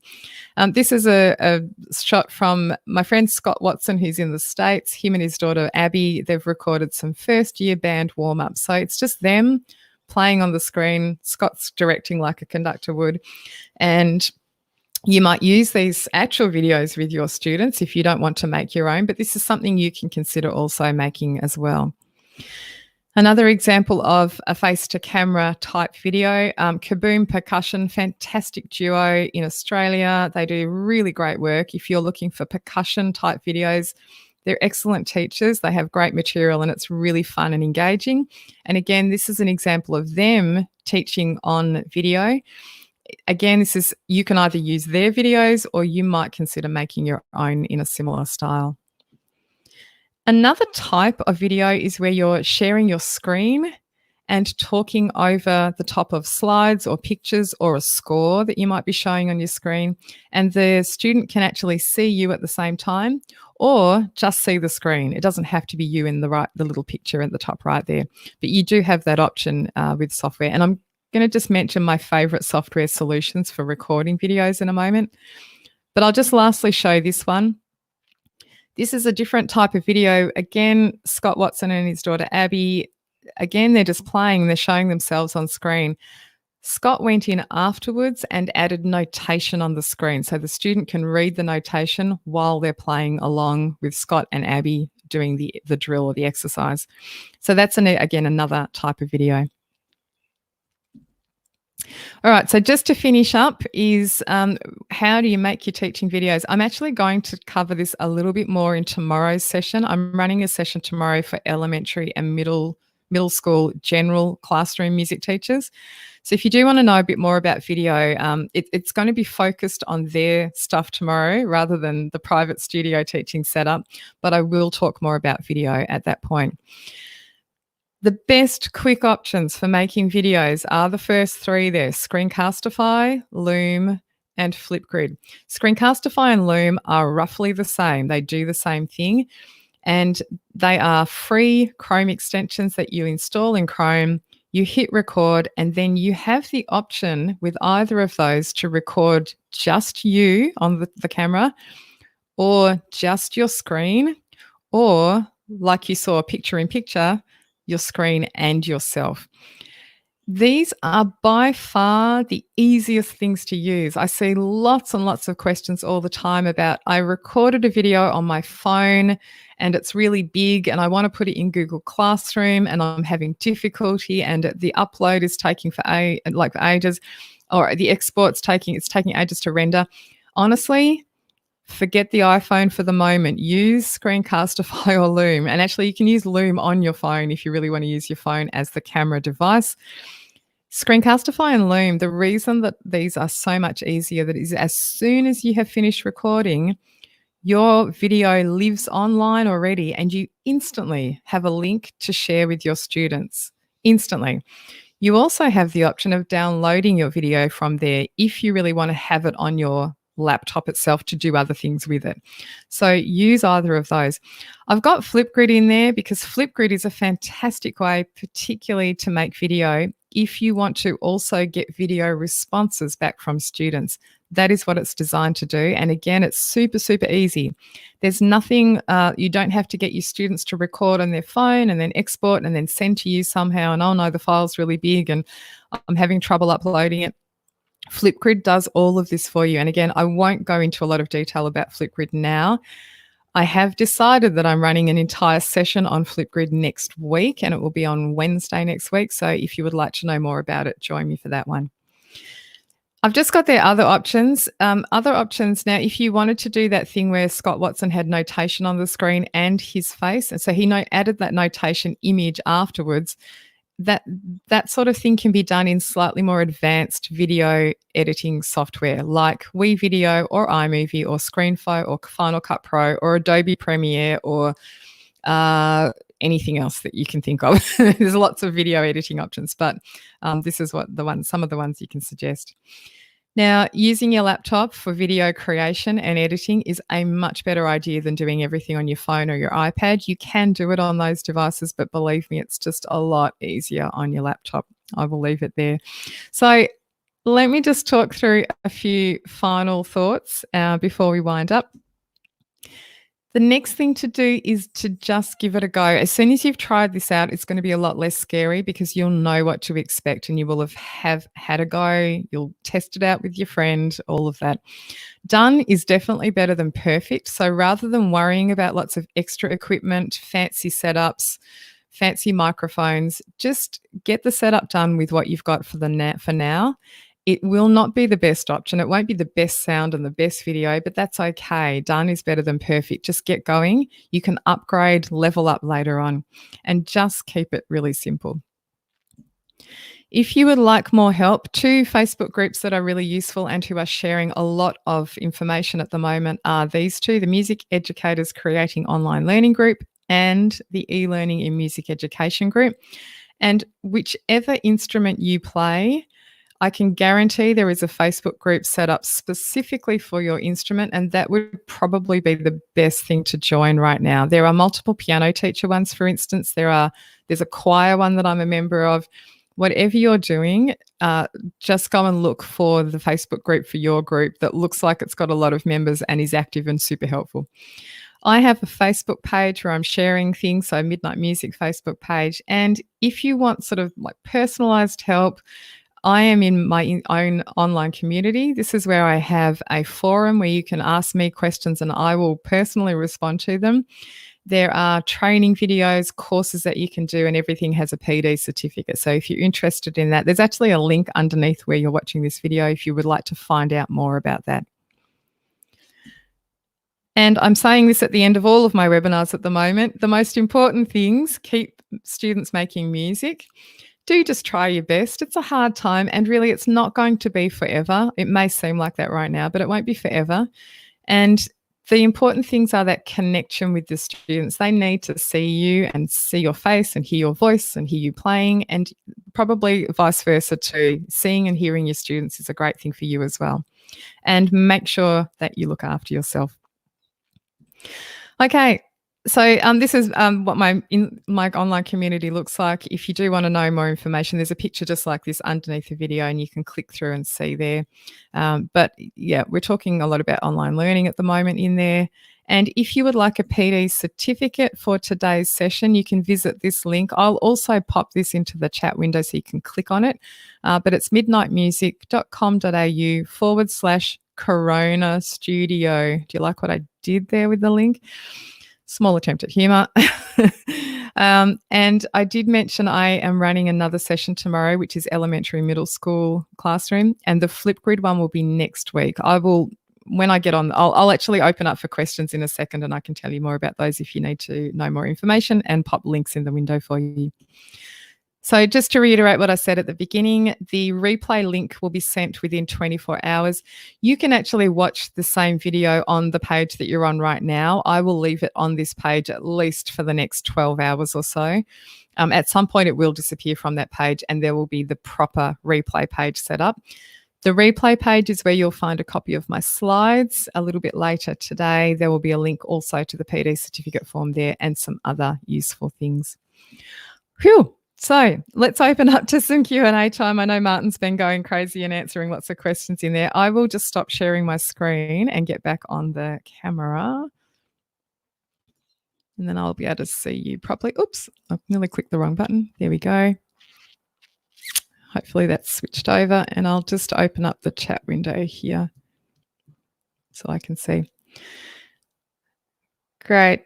Thank you. Thank you for the thanks, everyone who's been saying that. Thank you, thank you, thank you. So helpful. Great. Yeah, Martin's, I just scrolled back a little bit. Try something new from today's workshop. Yeah, do try it straight away. If you don't do anything for a little while, you'll forget stuff. So definitely try things straight away. Chantel, yes, the link has been shared around for tomorrow's webinar. I'll post it right now in the window so that you can sign up for that one and get the link and things. Maybe Martin's already done that, but I'll just do it again. So that's the link for tomorrow's session. That's the sign up link for tomorrow's session. So just sign up there and you'll grab that. That'll be awesome. And if you want to catch up on yesterday's one, the replay page, I'll just pop that in as well. This is for the band, orchestra, choir one. Just typing that in so people know what this link is for. Replay is here. Question about, will there be a vocally specific webinar? No, there won't. Everything I've covered today and in yesterday's, that's it. So yeah, I did talk quite a bit about choir stuff in yesterday's session. Well, enough choir. Question about which Facebook choirs support page. It's the lovely ladies who run, I think it's called Total Choir Resources. If you can have a look for that one. I'll see if I can find the link while we're talking, but I haven't got Facebook open at the moment. I get a bit scared to open Facebook at the moment because I get a barrage of messages and questions and notifications and stuff. So yeah. I'm not doing instrument specific webinars as such, just getting back to that question about vocally specific one. Really everything in today's one applies pretty much to all instruments, and yesterday's one again from the ensemble view applies to choirs, bands, orchestras. Yeah, I spoke yesterday about my experience, what it felt like for me doing the choir rehearsal thing through Zoom. It's really different. And me as a tech savvy person, it's weird. Like I'm going to tell you, it's weird. You just got to do it. There are ways that you can make it work. It's not the same as running a live rehearsal, but I did talk about all of that yesterday. So catch up on that one if you'd like more information. Thank you, everyone. Thanks, Sharon, Anita, Jendi, Deb, all the recent thank yous. Thanks, Olivia. Great. I'm glad you're feeling confident, Olivia. Go for it. Just go for it. Imelda, thank you. See you tomorrow. Some people are watching all three of these in a row. I'm impressed. You must be sick of my voice by now. Lots of great information. Thank you. Thank you. Thanks, Robert. Excellent. Great. Alison, you're welcome. Any other wee tips for teaching singing? Not really. No. Watch yesterday's session maybe for some more specific things. Really, Facebook groups are probably your best bet, Eleanor. That was for your question. Really, the singing specific thing. So I did speak yesterday a little bit about the fact that when you're online, and this goes for everyone, instruments or singing, if you're doing a group situation, you've got multiple people at the other end, i.e. a choir, logged into your Zoom session. The only way you can make an ensemble work, whether it's singing, playing, whatever, is everybody is muted. You are the only one unmuted. So that is the basic thing that you need to practice and get used to. You'll run the session. You won't hear anything. You'll just have to make assumptions about whether they're getting it or not getting it. You'll ask questions. They can reply to you in the chat and so on. It's different and weird, but, it's better than nothing is my feeling. You still get that connection with people. They connect with each other, and you can still impart the way you want the piece to be. You can still let the ensemble know how you want it to sound, what the tempo is that you're wanting, how they're going to or how you're interpreting the piece. All of that can still come through on your silent, muted Zoom call, even though it's a bit weird. Tim's looking forward to next Wednesday's session. Yeah, I'm like, do you know what? After this week, each of these webinars, I'm going to let you in on a secret. Each of these webinars is at least 6 to 8 hours of preparation for me. So I'm just going to put that out there. Each one. It's a lot of work. And so then when I was thinking about next week's session, I'm thinking, I think I'll just do something that I've kind of got already prepared. And now it's going to be a Flipgrid session. And I sort of am going to need to spend at least 6 hours putting that together. But you know what? It's okay. I don't mind it because it means that the video will go into my community. It will be on YouTube for a while. People will get benefit. And for me, it's useful. It forces me to learn. Like I know a lot about Flipgrid, but there are still questions I've got that I will want to get the answers to before I run next week's session. So, yep, there you go. Martin says, singing tips, breathing is important. Correct. Thanks, James. Thanks, John in Melbourne. Thank you. What a relief. That's a nice comment. Sorry, I'm back up the chat a little bit further. Sam's question about logging in on a second device. Yes, you would need a second Zoom account. So just choose another email that you've got, or set up another email, set up a free Gmail account or something, and then you'll log in as Teacher 2 using a separate account. Not very hard to do. Just save the information and make sure where you save it, you identify which one is which so you can keep track. You're a voice, so guest 1131, voice teacher, break down the songs, for example, play the melodic line and get the student to sing it. Doesn't matter what age. Try not to accompany that. Yeah, you can't accompany the student with the melodic line. And so your question really applies to any instrument. It's funny, but at this time, and this is not going to work for everybody with all instruments and all lessons, but one thing to kind of bear in mind is this is probably a good time to improve pieces that students have already been working on rather than trying to tackle really brand new stuff all the time. So I would be trying to improve what they've already got. Now, I know that's not going to work for everybody in every situation, and it's totally dependent on the age of the student. If you've got older students, it's likely that they can maybe read music more readily. They might be able to sight read. They can find a backing track. They can work things out for themselves a bit. So new music for them, not such a big deal. Harder when you've got the younger students. So you might want to dial back on the number of new pieces they're learning at this time. I also think with that question, that would be where a backing track would be super useful, or a video of you that they can watch ahead of the lesson or between lessons. And then you use the lesson time as correcting things they don't understand, or I didn't quite get this rhythm. Can you help me with this bit? That would be a really good way to approach it if you're tackling new or unfamiliar material. But yes, generally speaking, if you're one-on-one in a lesson, you can play, then you stop, and then they can play back to you, and you can assess, give feedback and so on. And then you'll play, no, actually the rhythm goes like this, and then they'll play. You can't play with them. You can't talk over the top of them and count along or say the rhythm while they're playing it, all of those things that we would normally do in a lesson. I hope that makes sense and helps. Lucas, a question regarding backing tracks. Is it possible for me to demonstrate playing over a backing where my student playing and backing are clearly? Yeah, great question. I'm glad you asked that. So this is what I tested for my own choir rehearsal because I thought, so there's two things, and I'm going to talk about if you're using Zoom. Because if you're using Zoom, you have that share computer audio option. So if you share the computer audio, you cannot play over the top of it the student will hear two different timings. It's just going to be terrible. So what you can do, the audio quality is not going to be as great, but I'm just grabbing something here. I have the Bluetooth speaker, this one. It's the Ultimate Ears UE Boom, whatever it's called. That's what I tested. So what I did was play the backing. I actually plugged my phone. I hooked up my phone to the Bluetooth speaker. I played the backing track through the Bluetooth speaker, and that meant I could sing along with it because the sound that the student was hearing is coming from one place. It's coming through my microphone. So it's hearing my voice and the speaker essentially through the same microphone.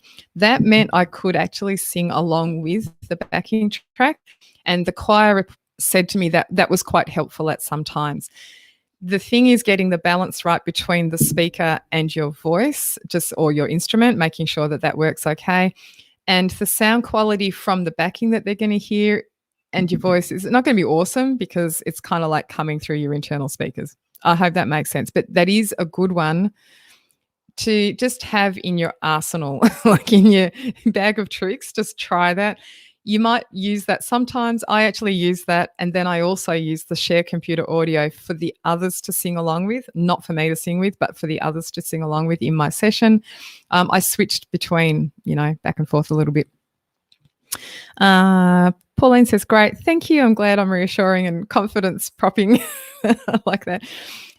Next question was, what's your opinion on online piano exams? I'm worried if the quality at either end is not good, the exam won't be successful. I'm not sure where you are, but do check out. I don't know the answer to that, to be honest.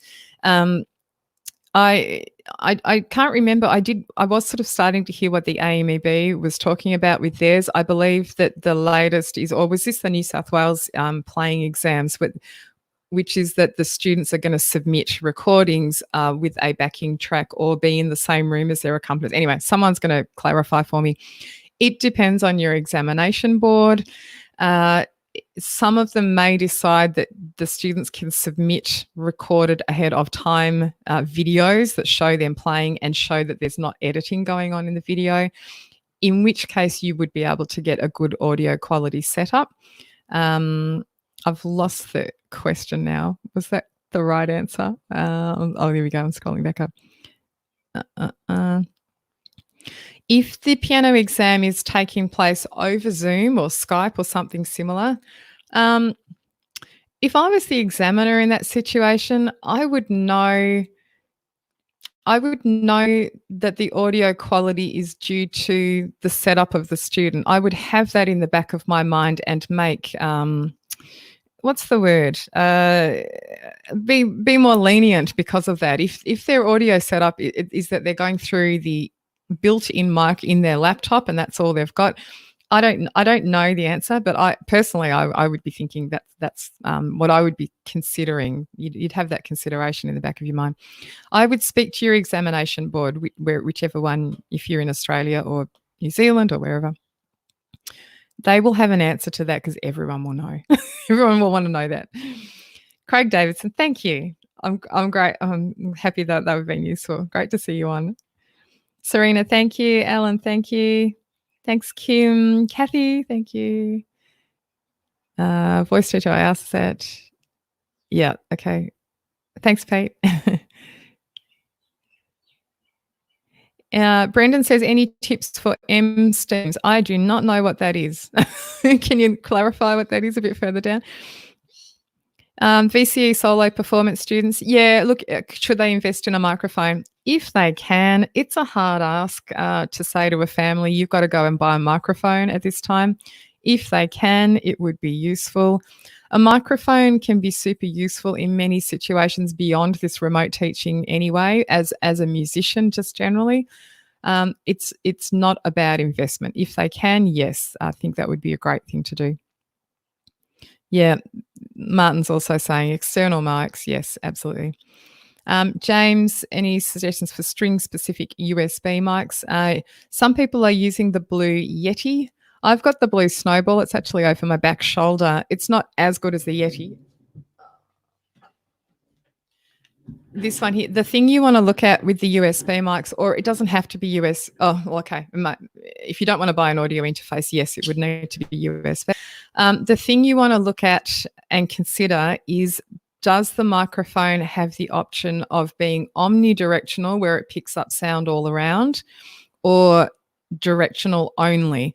So this mic that I'm talking into is only directional, and it's a USB mic. It's a great thing for this talking into it, but it's not the mic I would choose if I was maybe a string player, where you want to pick up kind of more of the room noise of your voice and the string instrument. And you don't want to have this really super close to your violin or cello where the bow is going to get in the way, all that sort of stuff. So I would go for one, the Blue Snowball, and I'm guessing the Yeti too, has different types of options, settings that you can turn on. So it actually allows you to turn it to be a directional mic, or you can turn the setting on which makes it omnidirectional. So this has flexibility. That's what I would look for in a microphone, is the flexible options. So both things. The Blue Yeti and the Snowball both have their own little stand, like tripod-y thing that they stand on. That can be useful, although it's not the end of the world. You can work out ways to prop your mic up, but keeping it still and on something. This is on a boom arm, which is attached to my desk, which is kind of useful. Anyway. Okay, that was the string. Christine's trying the choir thing on Zoom. Good luck, Christine. It's weird, but it's okay. It works. Watch yesterday's session if you didn't already. There's a few tips that I've mentioned in there for that situation. Thank you, guest 1531, and see you tomorrow. Thanks, Eleanor. Thanks, Brett. Beth, sorry, not Brett. Goodness me. Martin's posted that link to the PD certificate. Thank you. Thank you, guest 722, lost without the webinars. That's really, really lovely. Thanks, Tim.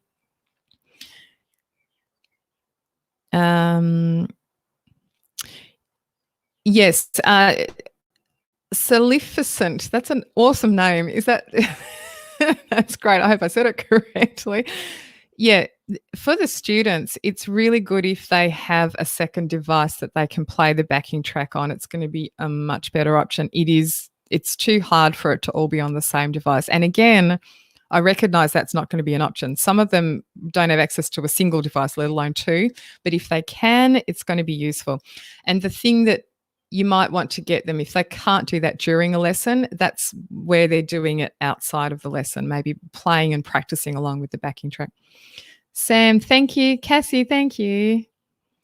Oh, great. Yes, the daytime workshops. We've had to cancel some of those daytime workshops, unfortunately. We had like 2 or 3. Oh, Fiona, thank you. My 6 to 8 hours are very much appreciated. Yeah, look, Fiona, I am anxious at times about things too, and I'm not tech challenged, as you know. And to me, it's always the unknown. Once I've tried it and seen it and felt it, then I feel a lot better about things. It's like, if you're going to go, I don't know if you have this, but if you were going to go and teach or present in a venue that you've never been in, for some reason that's always more nerve-wracking than presenting in a venue that you know. So when I go to a venue and I've seen the room, I just sort of feel better about it generally. So there you go. Janine, thank you. You're welcome. Great. I'm glad it's being more accessible. Pauline's been doing the login for 3 different things. Yep, only one is the host in Zoom. Correct. Yes. So you just kind of need to make sure that the correct one is the host. Having said that, you can reassign the host permissions, but then it would also be open to the student. Anyway, it looks like you're making it work, so that's great. Oh, Christine, that's a terrible word. I won't even say it out loud. I'm sure you're not. I'm sad that your kids feel that you're tech challenged, I'll say. I'm glad that I'm glad that these are helping. Awesome. Great. Thanks, Rita, Melinda, Judith. Yeah, Judith, I think you just have to let go of accompanying students. You just can't. That second device at the student end thing is really going to be the only option if you want them to play that backing during the session. It is much harder. If that's the question that the other person was asking, yes, sorry, that makes sense. That is very vocal specific, really, because they do need that extra support with an accompaniment. It's very, very hard. Thank you, guest 2402. Rita has a question. Type your question in, Rita. And you have further down. Sorry, I'll just look at Chris's first. Chris has looked at Jitsi briefly. It does screen, audio, video sharing, and other things similar to Zoom. Runs in iOS. Great. Audio seems to be quite clean. Two-way work. Only security, however, seems to be passwording a room once a participant is logged in there. Great. Sounds like a good option too. Mandy, thank you. How one can make a recording of all classes when at job they need an inform. Are you talking about getting permission or from the student or family to do recordings? I'm not sure what the question's asking specifically. Martin's clarifying too. Yeah, so in Zoom and also in Skype, I didn't think Skype did this, but actually Skype has an inbuilt recording feature. It's a newer feature. I think a lot of people don't realize it's there, but you can just go in and record your lesson or your meeting. If the question was about like letting the student, getting permission from the student or family, yes, you definitely need to do that. Okay, Rita looks like she's happy. Ansgar are doing video exams, says Chris. Thank you. I haven't really caught up on all the things with the exams. As I understand it, the student sends a video of the exam, sight reading, etc., sent 20 minutes before exam time. Hilarious. Not really sight reading at that point then, is it? But anyway, they've got to make it work, yeah. Yeah, I'm sure that the AMEB have lots of information, yeah. I'm sure that the AMEB's working on that too. I haven't caught up. There's a lot of things to keep up with, so it's one area I haven't done yet. Thanks, guest 56578. Thanks, Alfreda. Another question, opted for AirPods rather than corded headphone. Yeah, with cello setup, yeah. Volume control with the AirPods. Not sure if there's, you do just, like Martin's suggesting, you do just need to go into the audio settings and play around a lot and test out lots of different settings and adjust things for yourself. It's really not good to be going deaf in one ear from loud strings. Yeah, soft strings. Yeah, it's hard. Not sure if I've got a great kind of solution for that. Chris Smith, thank you. Great. I'm glad you're feeling confident. Thank you. Back to using an iPhone as USB video camera. Oh, yeah. Okay. Do you need to install an app that enables that on the phone? No. So, Lena, the way this works, and well, the way I've seen it work is that you would actually essentially plug in your phone into your laptop. Now, plugging in can be in different ways. So, if you have a Mac laptop or desktop computer, you can actually do the AirPlay connection between your iPhone and your Mac, if that makes sense. And then that just becomes like the second output for the video. I don't know if that makes sense. It's a very Apple environment thing that works. I have in the past also physically plugged my iPad or iPhone into my Mac laptop, like with the USB cable thing. And I've recorded videos in my video recording software like that. I have not tested it in Zoom, but I'm presuming it might work that way as well. Maybe go and try that out.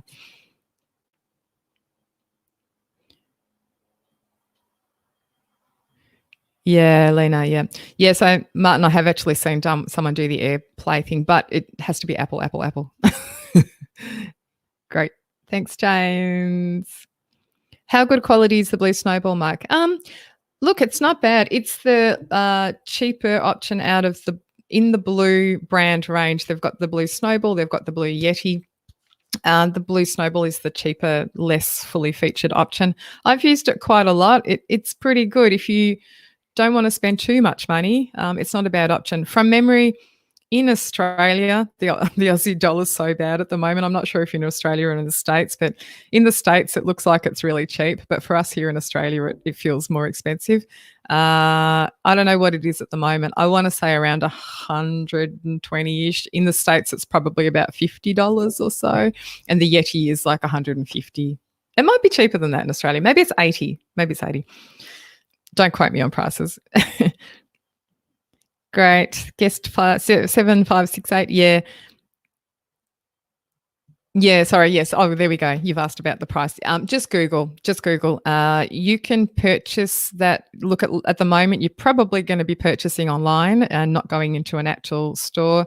So the Apple Store actually sells the Blue Snowball and Yeti microphones. Amazon is a great place to go. And also other local shops. Like for me here in Australia, we have JB Hi-Fi, which is online, and also Store GDJ. But wherever you are, there'll be something. If you're in the States, the Sweetwater, is that what it's called? Yeah, Sweetwater online store is a good place. Thank you from Los Angeles. Great. Okay, someone's confirming they are using Blue Snowball for string, and it's good bang for buck so far. Yeah, it's a great place to start, I think. Thanks, Roz. Into the unknown. Darlene has the Blue Snowball too. Oh, thanks, Martin. Yep, 69 US. There we go. Double that for Aussie. Ouch.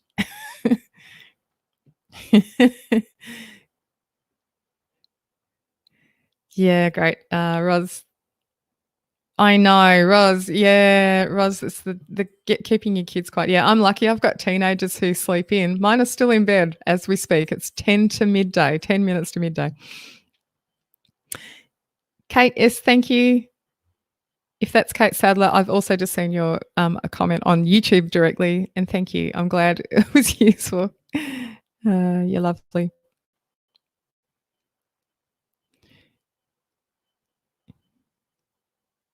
Yeah. Yep. Kim's just saying, ask your students to let you know if you're recording from Skype. It's not obvious, yeah. When I did it as the kind of like the teacher, it actually put a message up for the other person. I don't know if that's new recently, but it put a message up for the other person saying this session is being recorded. And actually, once the recording's complete in Skype, it ends up in your chat message thing for both people. So it will be, yeah. Tim, great question. When you're recording a session, is it stored on your own laptop or in the cloud? So with Skype, it's automatically in the cloud, and then you can download it, and they delete it after 30 days. So if you don't if you don't download it straight away, it will disappear. On Zoom, you have the option of either. You can say, please record to the cloud. I think there's a limitation on the space maybe at some point. It may be lifted at the moment though, because everything's kind of free for premium features. With Zoom, you can also just get it to record and appear on your device automatically. So when you click end meeting, you'll see a message which says Zoom is processing the recording or something like that, and it will just sit there and process it. And once it's done, it will end up, Zoom automatically sets up a folder which is called Zoom, and it will end up in there. And once you're in there, you can actually see the video file and the separate audio file too. So it's kind of all there.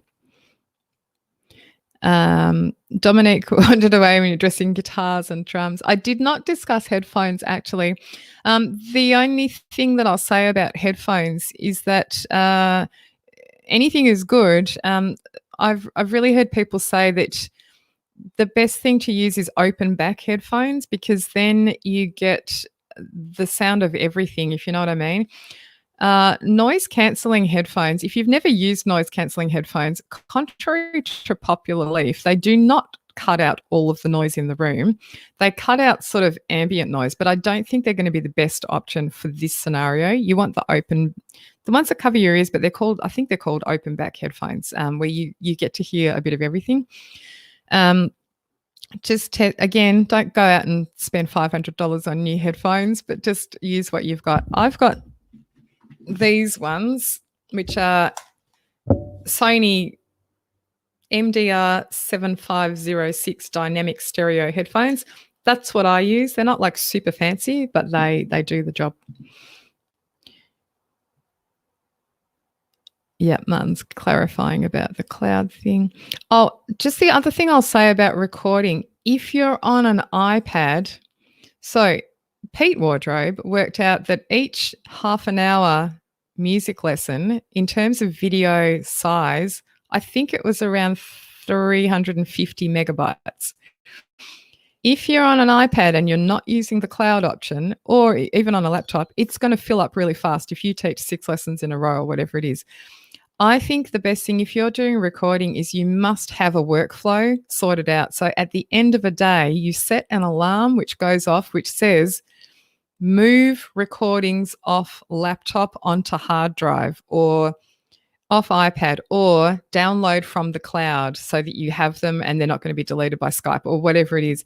You need to factor that in and have that as part of your daily routine so that you're managing that, and you don't have, at the end of a month, you don't have 600 videos to do something with. Do it every single day. If you're teaching daily, or once a week if you've got fewer students, whatever works for you, but do have something in place.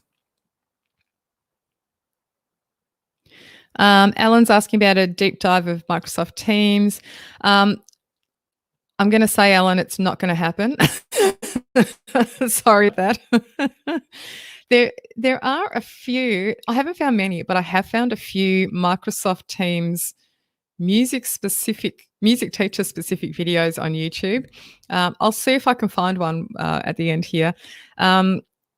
Only because it's a very much smaller subset of you all out there that are using Teams, and I don't know a whole stack about it yet. I know Teams, they all kind of work in a similar way, but Teams has a lot less flexibility for the video conferencing side of things. You can't see everyone in a gallery view, for instance, only I think 4 at once or something. As for all the other aspects of Teams, managing assignments, chatting and sorting out groups and stuff, all of that's not music specific, which is why I won't worry about covering it, because you just kind of need to like watch their stuff. Or the most useful thing I think with videos on YouTube is find an educator who's made a video about Teams and how they've set up classes and communication channels in Teams, as opposed to the general Microsoft how-to videos, if you know what I mean. That would be more useful. Yeah, great. Teams recordings are, you can download and get a link to the recording. Great. Thank you. Thank you.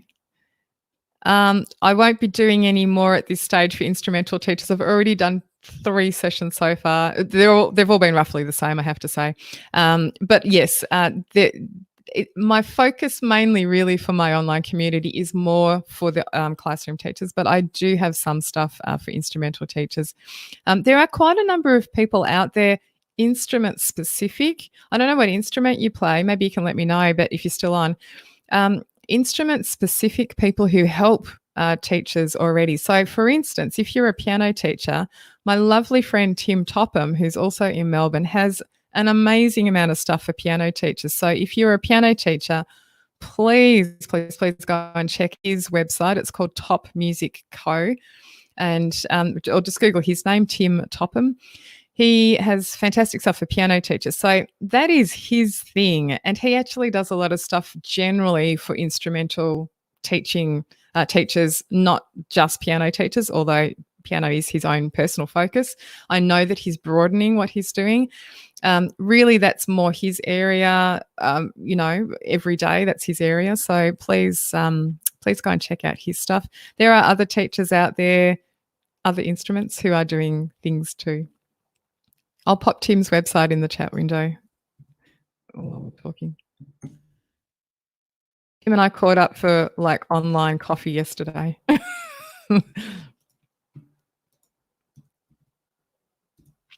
Cello. Oh, that's why it's cellicifant. I got a cellificent. Yes, I got it. Okay. Do check out Tim's stuff anyway. There might be some relevant things in there for you. I'm just trying to think who else I know who's a string teacher who's doing stuff. I feel like there is someone, but I don't know. All right. I feel like I may have missed some questions. Type them in again if I've missed anything. I'm going to wind up shortly because we are at the 2-hour mark just about. This is when my voice starts to go. Great. Kate Stockman. Oh, Kate Stockman. Hello, how are you? That was the Kate S there. You are welcome. Great. Thank you. I'm really happy that it's been useful. So, yeah, go ahead and watch the other ones. And thank you, Judith. Thank you, James, Carol.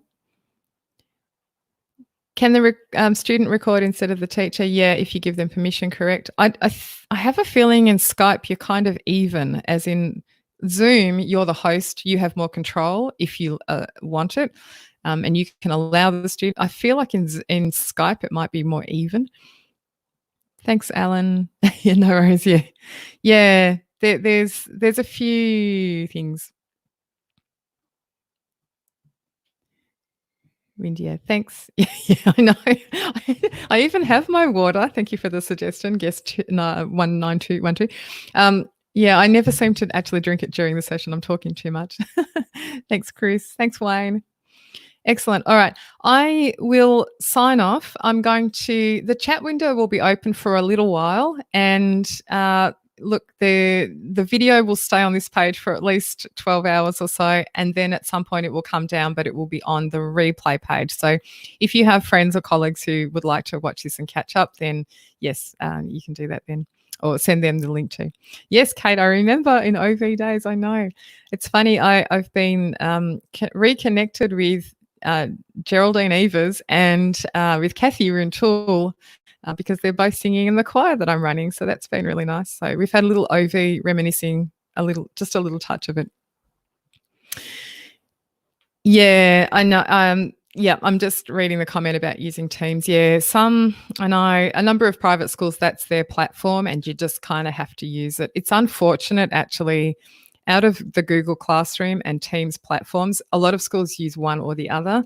And Teams, the video conferencing side of things is a little less fully featured than the Google option. And both of them are less fully featured than Zoom. So yeah, it can be hard. Yep. Excellent. Yeah. And happy Easter, everyone. All right. I'll sign off on the video and yeah, we'll keep the chat window open just for a little bit. So thanks, everyone, and see you soon.